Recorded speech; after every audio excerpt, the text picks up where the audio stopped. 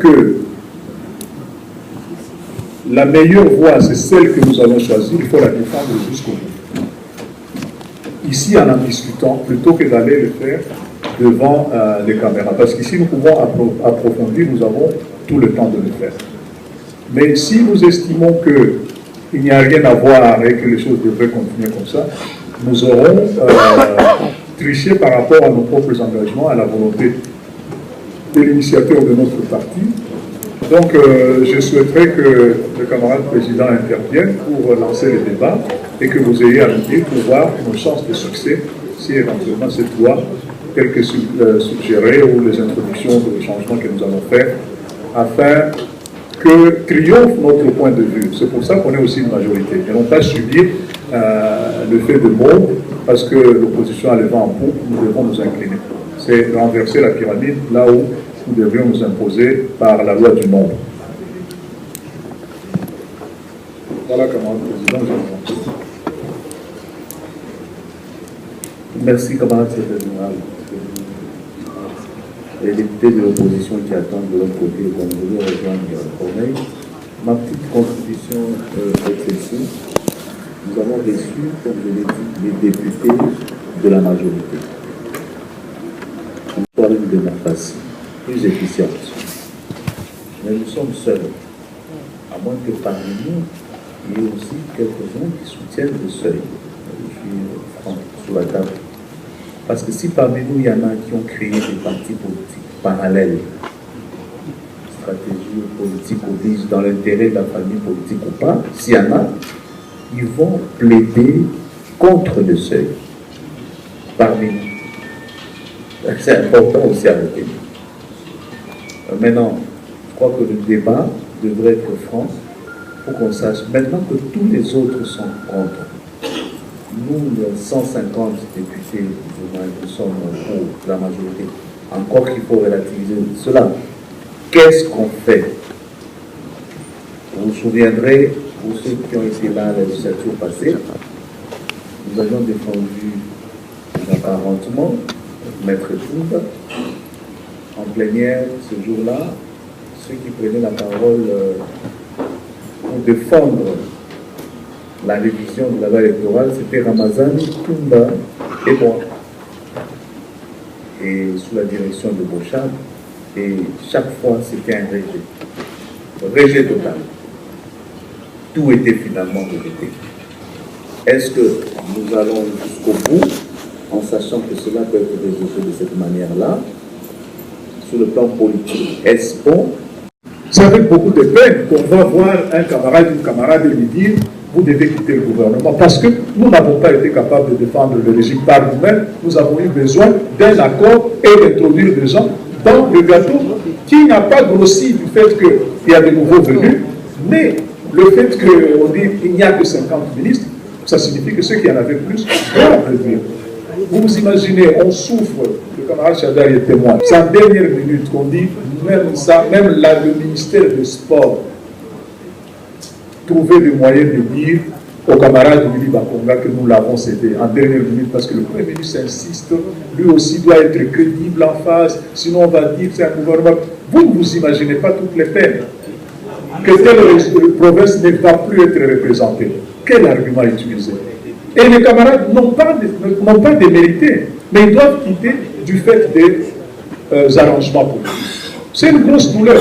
Et d'ailleurs, vous regarderez bien, depuis que je suis là, je le dis souvent, comme dans la chanson de Papa Wenda, j'ai vu des camarades tomber tous les jours, comme les arbres tombent d'une forêt.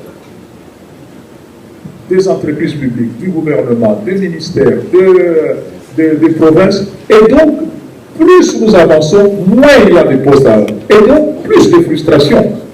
Est-ce pour autant que dans la gestion des frustrations, nous devons empêcher quelque chose qui nous remet sur pied pour être beaucoup plus à l'aise?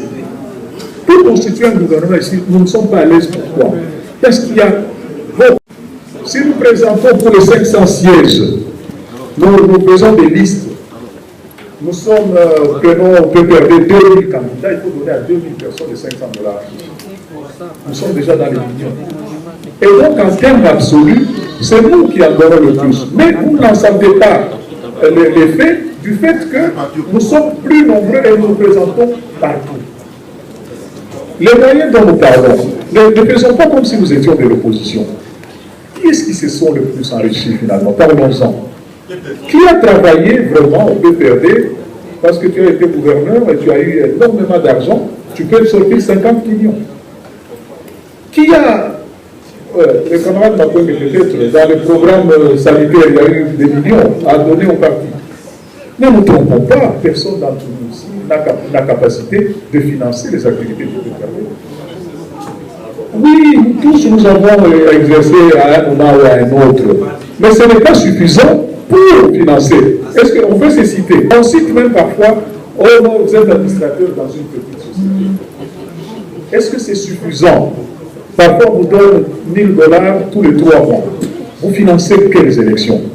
Ne faisons pas de l'autoflagellation en pensant que les camarades qui ont été désignés ici ou là sont suffisamment pourvus de moyens financiers pour être à même. On aurait dû définir des vrais mécanismes de financement de ces partis dans les grands marchés, dans le business, Ce n'est pas en ayant une responsabilité dans même le gouvernement. Combien il touche le membre du gouvernement pour qu'il finance vraiment?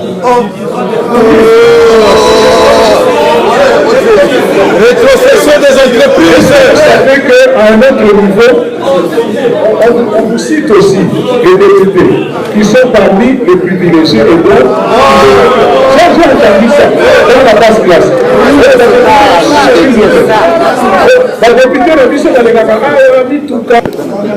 Vous dites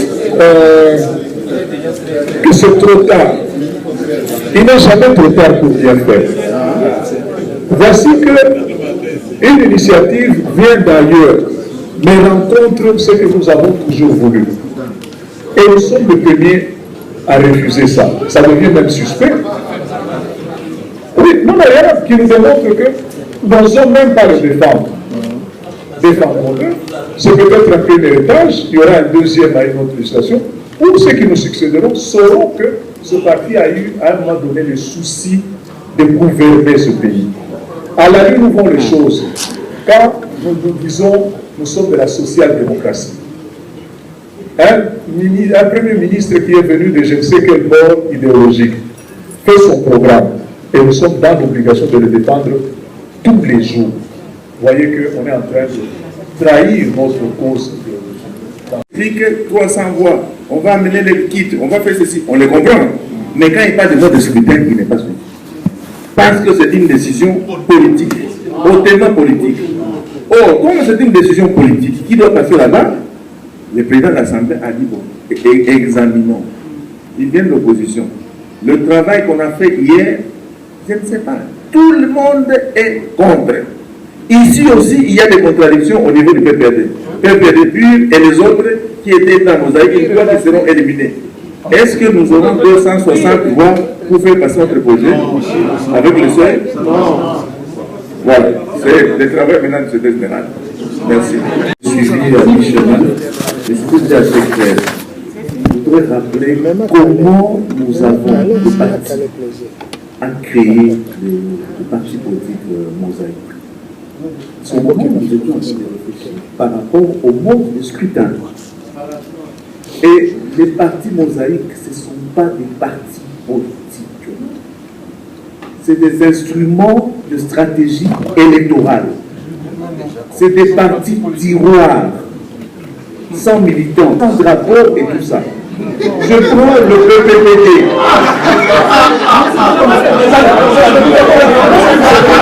S'il vous plaît, camarades, je prends l'exemple du PPD, Alex Thio.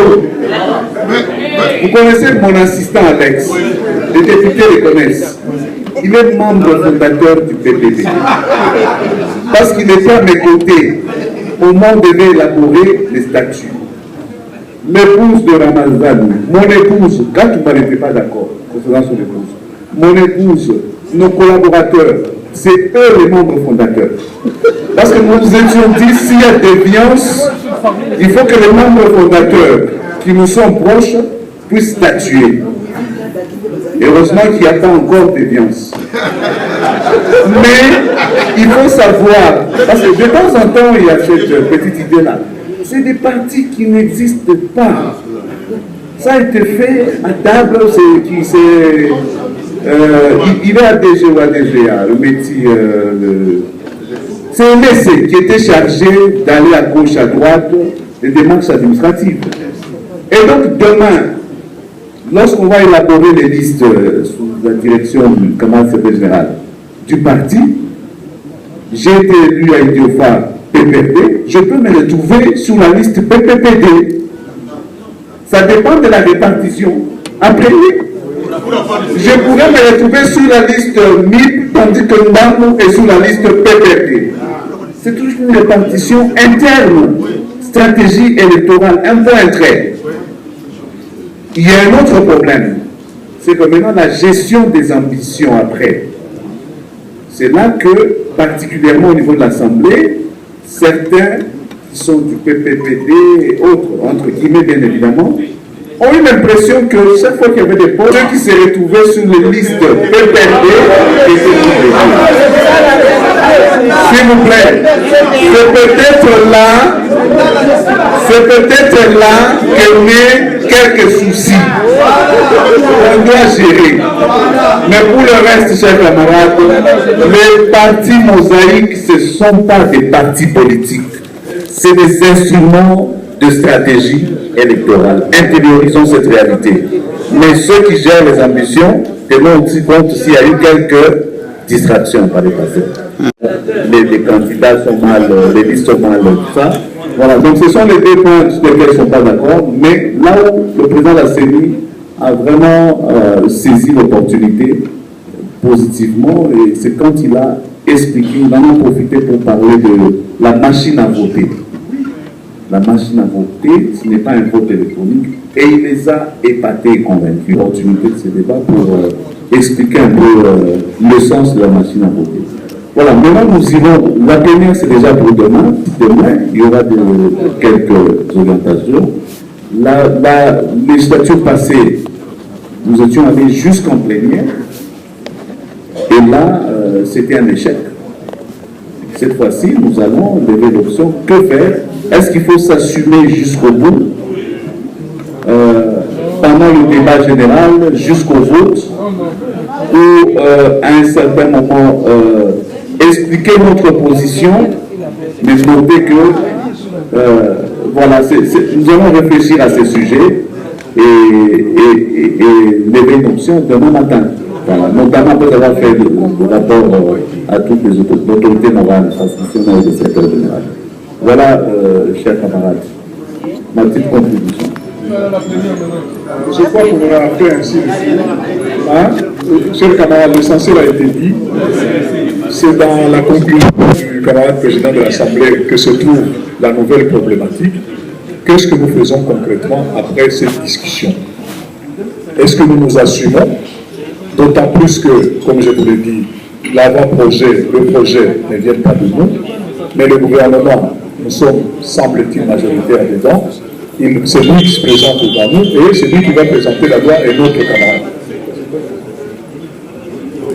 Donc, est-ce que vous allez monter au créneau publiquement en train de descendre ce que défend votre camarade, ou bien nous nous assumons qu'il appelle, comme je disais l'honorable, des armes à la main, où on ne peut pas échapper à ce débat, on ne peut pas postposer non plus, d'autant que vous risquez d'être surpris si l'opposition vous voit prendre ses propres positions, qu'elle ne change de position à cause de vous. Ça serait le monde à l'envers. Est-ce que nous pouvons nous assumer et démontrer que la scène politique a quand même des personnalités sérieuses qui s'assument en tant que telles?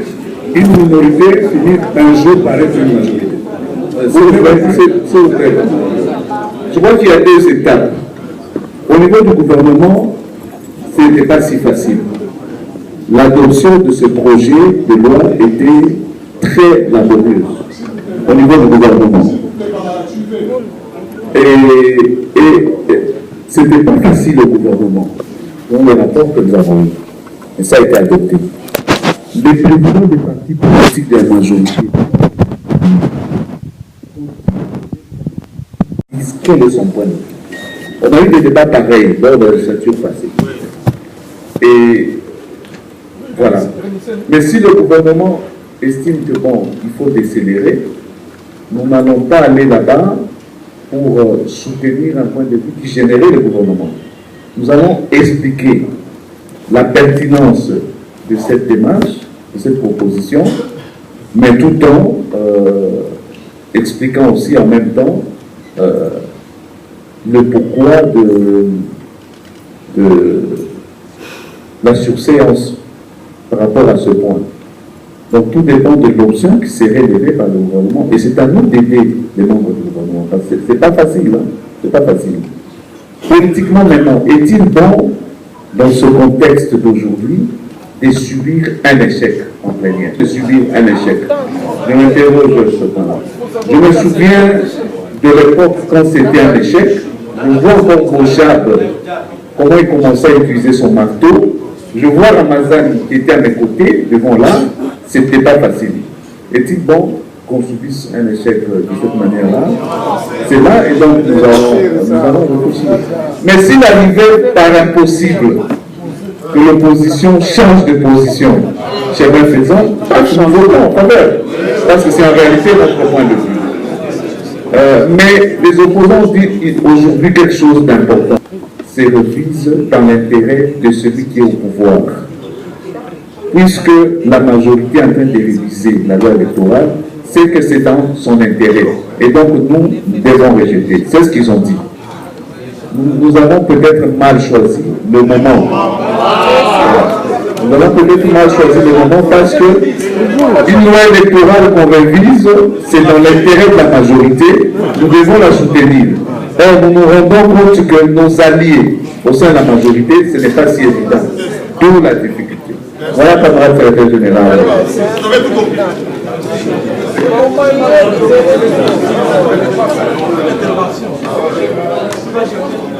Bon, on va faire honneur à l'Assemblée nationale, que ce soit elle qui conclut. Donc, un député va dire le fin mot de l'histoire. Oui, je vous en prie.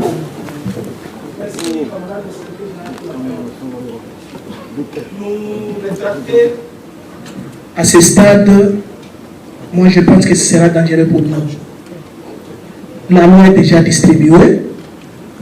Le VPN va la présenter et nous devons soutenir la proposition et le projet du gouvernement, si bien que la suite n'est pas encore bien connue.